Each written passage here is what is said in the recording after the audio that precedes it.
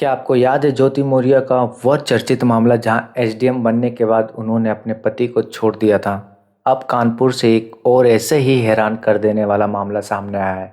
एक पत्नी सरकारी नौकरी लगने के बाद अपने पति के साथ रहने के लिए 1 करोड़ रुपए की डिमांड कर रही है। जहां पहले दहेज पति और उसके परिवार की तरफ से मांगा जाता था, अब एक पत्नी ही अपने पति से दहेज जैसी मांग कर रही है।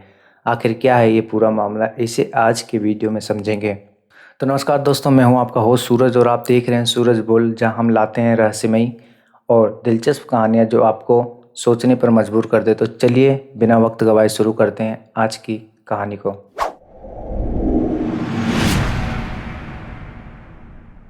बात है फरवरी 2023 की, जब कानपुर के बजरंग भदौरिया की शादी लक्षिता से हुई। लक्षिता, जो साहिबाबाद की रहने वाली थी, एक सिंपल और एम्बिशियस लड़की थी। शादी के बाद उसने अपने पति से अपने सपने के बारे में बताया कि वह एक दिन गवर्नमेंट टीचर बनकर अपना और अपने परिवार का नाम रोशन करना चाहती है। बजरंग एक सपोर्टिव हस्बैंड के रूप में उसके इस सपने को अपना सपना मान लिया।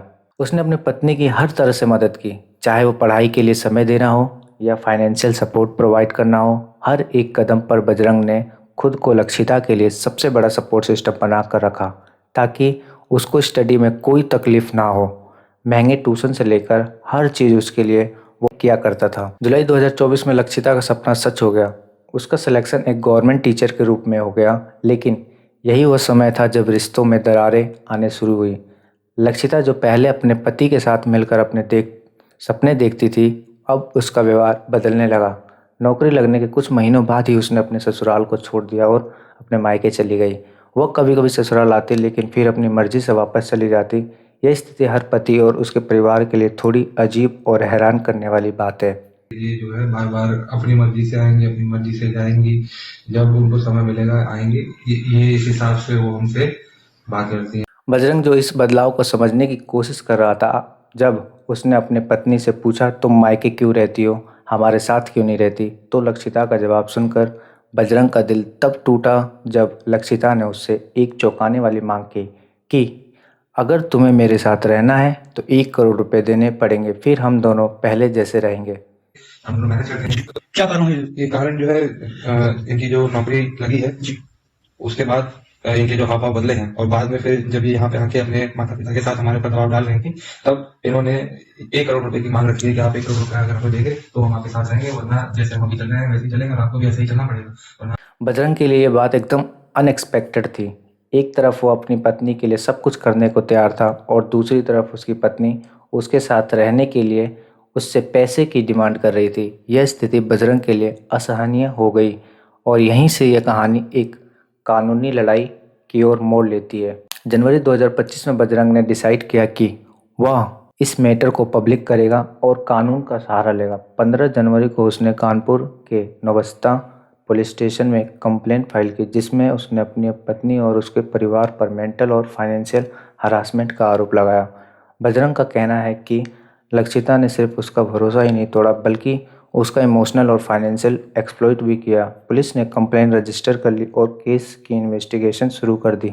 अभी तक की जानकारी के मुताबिक पुलिस लक्षिता और उसके परिवार को कानपुर बुलाकर उनका स्टेटमेंट रिकॉर्ड करने की कोशिश कर रही है। जब ये केस मीडिया में आया तो ये तुरंत वायरल हो गया। लोग इसे कानपुर का ज्योति मौर्य केस कहने लगे। सोशल मीडिया पर लोग इस मैटर पर अपनी अपनी राय रख रहे हैं। कुछ लोग बजरंग के सपोर्ट में खड़े हैं तो कुछ लोग लक्षिता के पर्सपेक्टिव को समझने की कोशिश कर रहे हैं।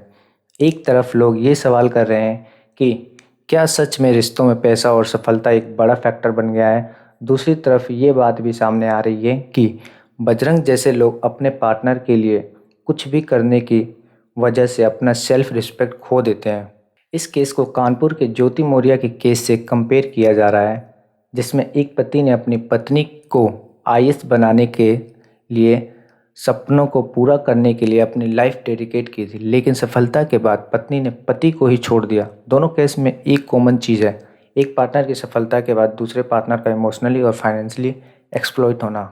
ये केस सिर्फ एक इंडिविजुअल की कहानी नहीं है, बल्कि एक सामाजिक मुद्दा बन गया है। आज के ज़माने में जब लोग अपने पर्सनल और प्रोफेशनल लाइफ के बीच बैलेंस बनाने की कोशिश करते हैं, ऐसे केस हमें इस बात पर सोचने पर मजबूर करते हैं कि क्या हमारी प्रायोरिटी चेंज हो गई है क्या सपने और एम्बिशंस अब रिश्तों से बड़े हो गए हैं? बजरंग और लक्षिता के ये केस एक सबक है उन सब के लिए जो अपने रिश्तों को लाइटली लेते हैं।